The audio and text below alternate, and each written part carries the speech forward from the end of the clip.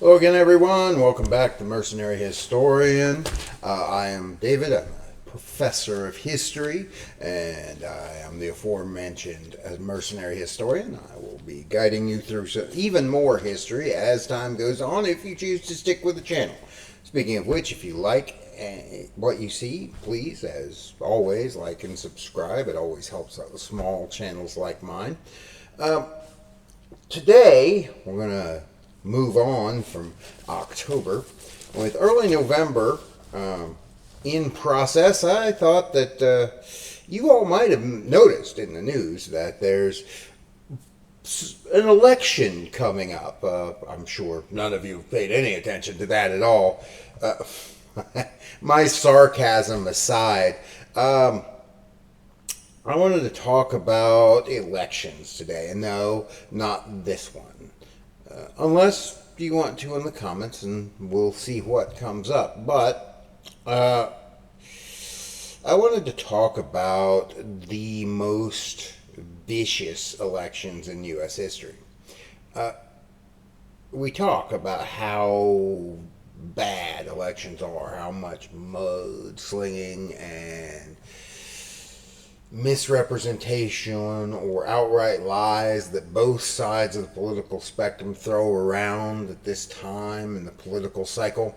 How partisanship is one of the most damaging things in this country, as according to George Washington's original speech on the topic. And it seems to have be worse because of the internet age. You know, that's a little ironic for a historian talking on the internet to be complaining about the internet, but I'm really not complaining about it, because the worst elections in U.S. history were long before the advent of the internet. In fact, they were long before the advent of television, radio, or in most cases, electricity. Right? So I want to walk through the process of two of these elections. They're kind of infamous in historical circles, at least in the history of this nation. So let's get started, shall we? First is the election of 1800. That's right. The very first real election in this country. Let's be fair, there were two previous elections, but Washington was effectively unbeatable. He was going to be president as long as he wanted to be president.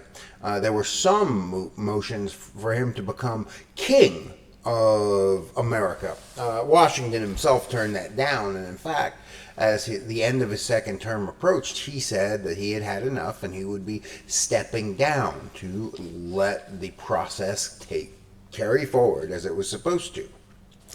The next election is John Adams, who's vice president. It's pretty narrow, but Adams wins, no problem there. So these elections are foregone conclusions. Adams is, of course, going to win. He's the vice president. He's the second guy in line. You see, really, back then they did presidential elections different. I know that's not really a surprise, but one of the major differences is usually you had up to 4, maybe 5 or 6 candidates. They would all run, and the person who came in first with electoral votes would be the president. The person who came in second would be the vice president. Give that a moment of thought, just a minute, and I'm pretty sure you'll figure out why we don't do that anymore, right? I mean, think of the disaster recent elections would be if the person that came in second was automatically the vice president. Right? Okay. Now, Adams, for his part, was a brilliant man, one of the major drivers of the revolution. But he was a poor president. He made several major mistakes. The first was, instead of forging his own path forward, he decided to follow Washington's example for continuity and peace of mind for the American people, even keeping Washington's whole cabinet in place, even though, well, frankly, Adams hated them all. And they weren't very fond of him either. This leads to an incredibly hostile political environment within the White House. He also had issues stemming from the French Revolution and a call to go to war with France that he steadfastly ignored. The criticisms of Adams led to his signing of the Alien and Sedition Act. His vanity kind of pushed him to it a little bit. The Alien Sedition Act, in part, made it a crime to make malicious or potentially false statements about the government and the president in particular. This is actually an attempt for the Federalists to shut down criticism of the Adams administration. But it was effectively a major violation of the First Amendment to the Constitution by the second president. Not a good look. And this cost him. Cost him so much that later Adams acknowledged the colossal mistake this was, saying that his whole presidency would be defined by this bill. But that's another conversation. In the lead up to the next election, chaos was the political word of the day. With Adams and Charles Pinckney effectively running on the side of the Federalists, and Thomas Jefferson and Aaron Burr running for the Democratic Republicans. On the Federalist side, you had a vicious break between Adams and Alexander Hamilton, two men that didn't like each other to start with. But it led to a break in the party, an inconsistency of leadership as both struggled against each other. And it wasn't smooth sailing for the Democratic Republican Party, formerly the Anti-Federalists, with two incredibly ambitious and, let's face it, ruthless candidates fighting for control of not only the party, but the presidency itself. Let's make it more confusing. At this point, candidates did not make speeches or campaign themselves, since it was seen as beneath the dignity of the office for which they were running. Maybe we could hope for that in the modern political sphere, but it's unlikely at this point. So how did they run? They relied on propaganda teams. These teams effectively operated with no real limits. This makes the election of 1800 as the birth of the negative campaign, as both sides used vicious smear tactics, insults, and outright lies to manipulate the public while jockeying for electoral votes. So maybe it's not so different after all. It got ugly real fast. Hamilton's people called Aaron Burr an embryonic Caesar, implying he was going to be a dictator, and then tried to shut Jefferson out of getting any electoral votes from New York. This led Adams to fire Hamilton right there in the White House. They had a screaming match in the Oval Office. This was the last straw, and Hamilton and the entire cabinet were out the door. This did not mean that Hamilton didn't have control over the Federalist Party, though. He still wielded enormous influence. And these two were on the same side. I mean, Adams called Hamilton, quote, a man devoid of moral principle, the bastard brat of a Scottish peddler. I remind you again that these people were on the same side, right? Jefferson's people presented the Federalists as warmongers. He was right in Hamilton's case, but this was a lie when applied to Adams, right? The attacks continued with the Democratic Republicans saying that Adams had a, quote, this is a quote from the moment, a hideous hermaphroditical character. The Federalists responded by calling Jefferson a, once again, direct quote from the time, 1800, a mean-spirited, low-lived fellow who was the son of a half-breed mother. You didn't think a conversation about the 1800s would happen without racism rearing its head at least once, right? Both sides piled on. Adams was an idiot, a hypocrite, and a criminal for his signing of the Sedition Act, and possibly a tyrant. This was arguably the worst political label that they could be given the proximity of this election to the Revolutionary War. Jefferson was called a weakling because of his several illnesses in his past, an atheist, which was at least partially true, a libertine to be precise. For those of you who don't know, a libertine is someone who behaves with no moral principles or any sense of responsibility, especially in sexual matters. That's the definition directly from the dictionary. This also, at least at a minimum, is partially true of Jefferson. He was also called a coward for fleeing in the face of British troops from his home during the Revolutionary War. Martha Washington stepped in when asked and was quoted as saying that Jefferson was one of, quote, the most detestable people in all of mankind. Really? I want to take a moment here and point out that Jefferson wrote the foundational document, the Declaration of Independence. Right?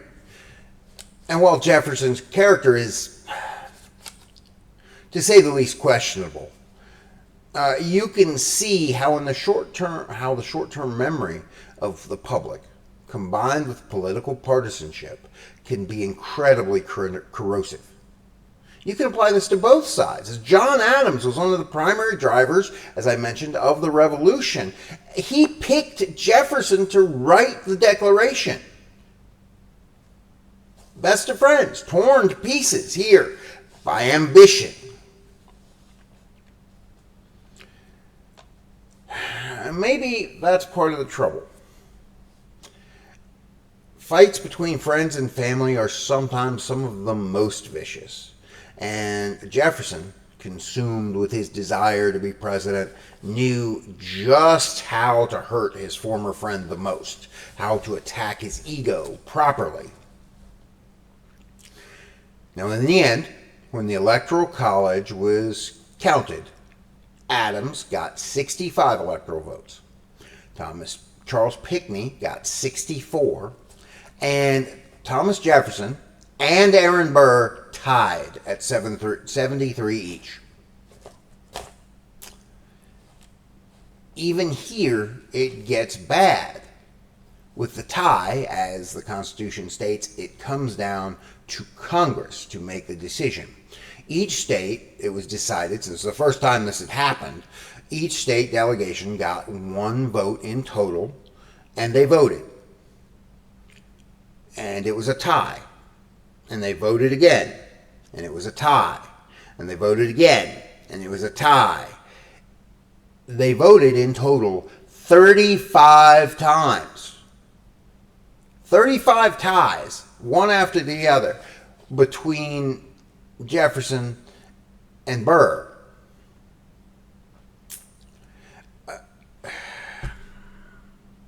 This is the closest election in U.S. history. Period. It's tie over and over and over and over and over again. The deciding factor, as is appropriate for this election, was actually hatred.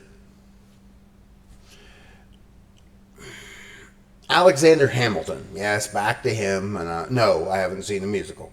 I should, as a historian, but anyway, Hamilton hated both Aaron Burr and Thomas Jefferson, but he disliked Burr more. So he used his influence to turn several Federalists towards Jefferson, handing him the election at 73 electoral votes, 73 congressional votes to 65. The ramifications of this would continue on for years. The most dramatic fashion you can demonstrate this is the death of Alexander Hamilton at the hands of Aaron Burr.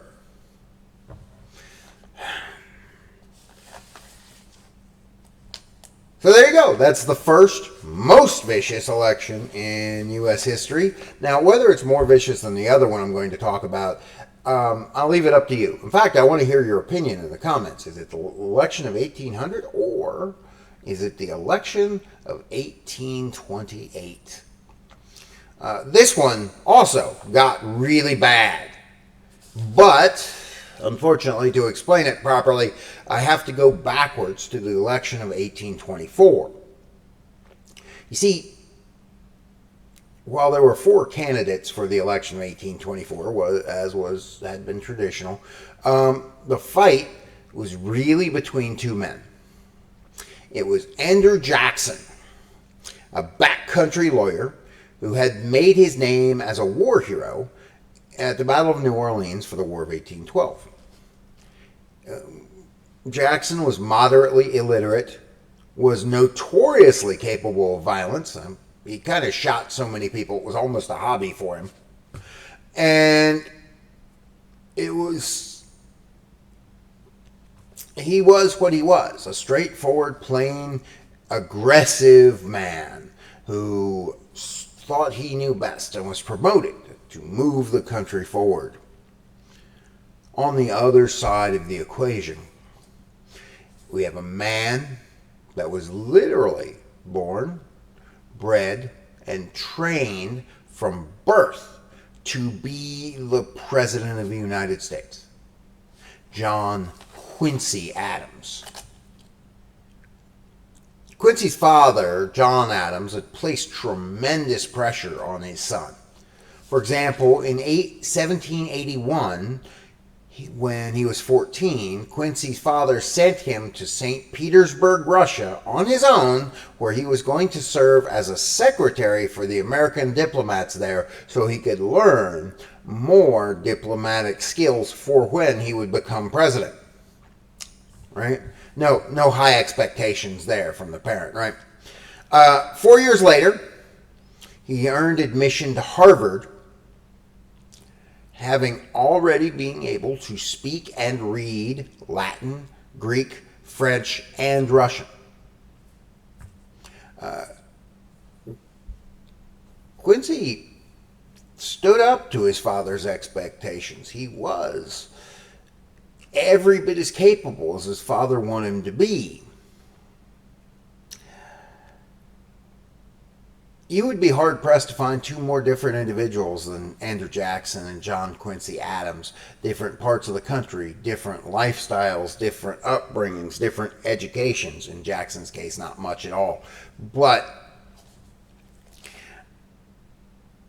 there were other differences. Jackson was a slave owner and slave trader. Adams was an abolitionist, just like his father was. Jackson was, as I mentioned, rowdy and aggressive. Adams was calculating and reserved and quiet.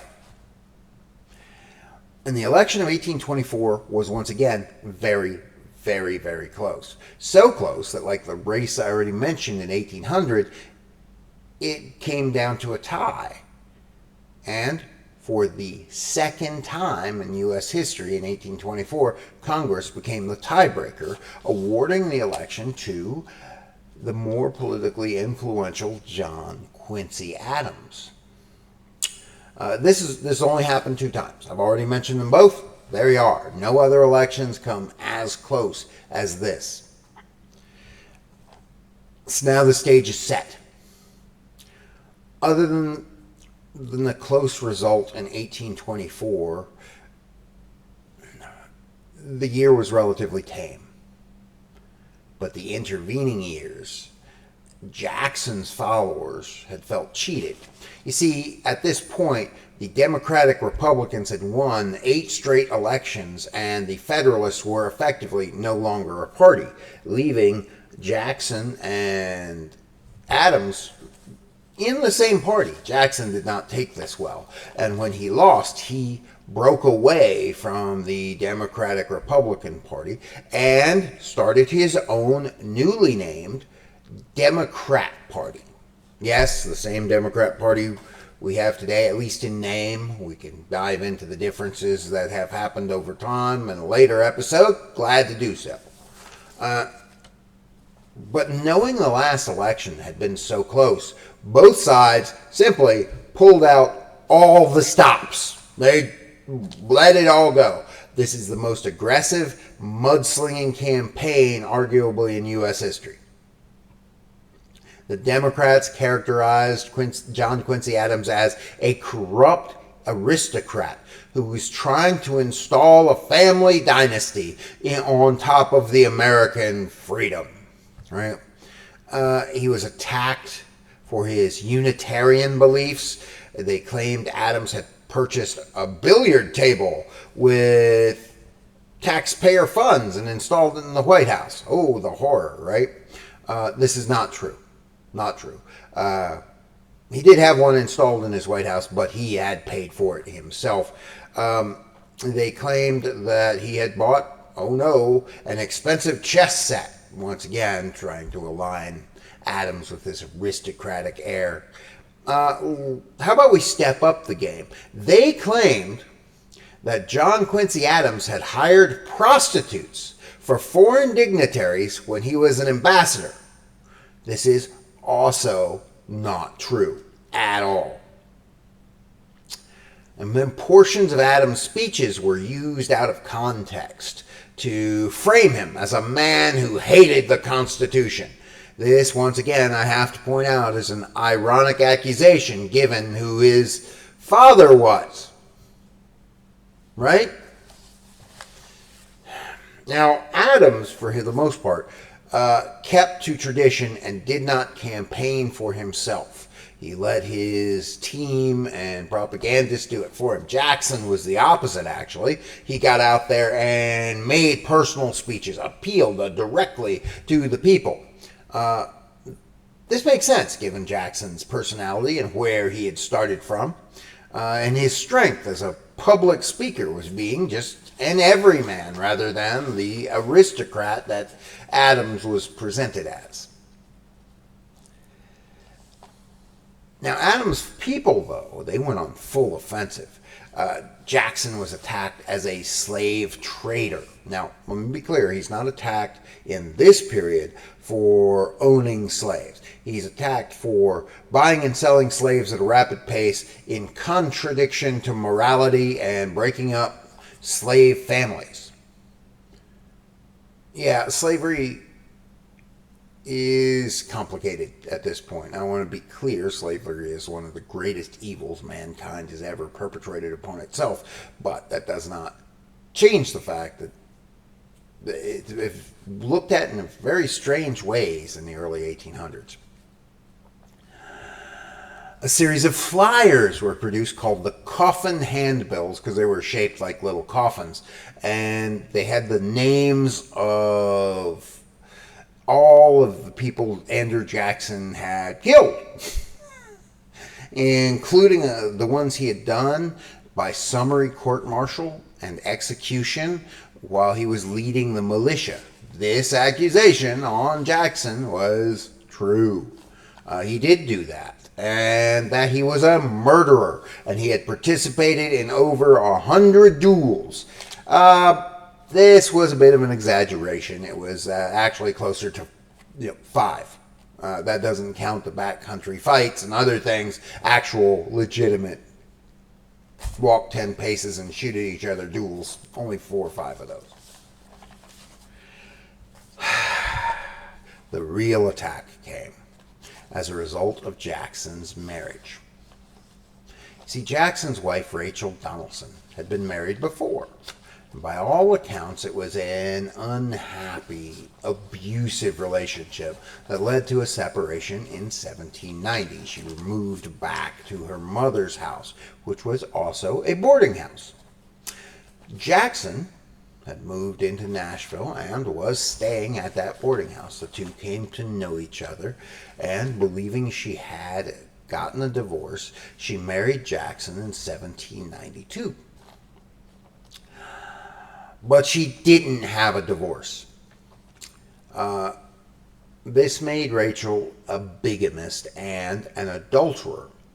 Both of these are crimes at the time, and her husband, her ex-husband, returned to her life and effectively prosecuted her for being an adulteress, and it finally was granted the full divorce. The actual divorce was granted in the end, and in 1794, Jackson and Rachel quietly remarried to make everything legal and official. This, when it was discovered, was an angle of attack that Adams' people could not ignore. They took out ads in every newspaper and printed flyers everywhere calling Jackson and his wife bigamists in general, and adulterers specifically, publicly dragging Rachel through the mud in every public forum they could find, calling her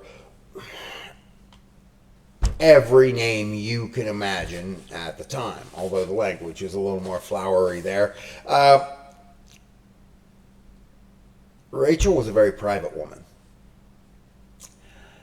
and the stress and the public humiliation of this made her very ill, and she actively hid from the public, doing something called going to her bed, staying in her room, having very little interaction with anyone in the public. But even without her presence, the attacks continued, with statements suggesting that all of this was to be expected since Jackson's mother was only a common prostitute in the first place.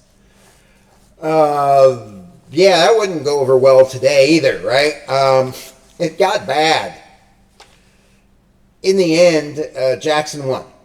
He won the election by a wide margin, both in the electoral votes and in the popular vote. But the victory for him was tainted. On the eve of his victory, Jackson's wife stated clearly that she would, quote, "I would rather be a doorkeeper in the house of God than live in that place, Washington." A few months later, it became prophetic.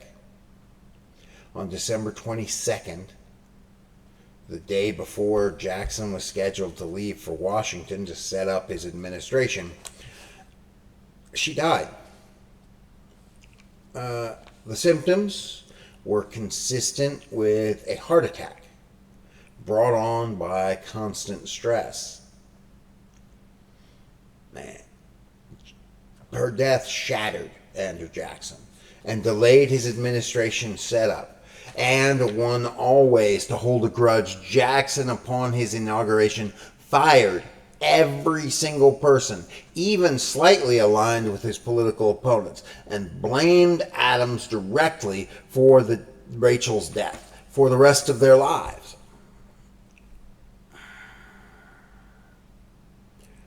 So there you are.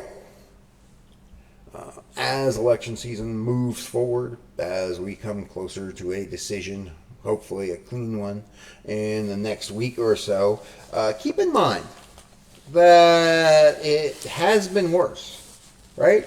It might again be that bad.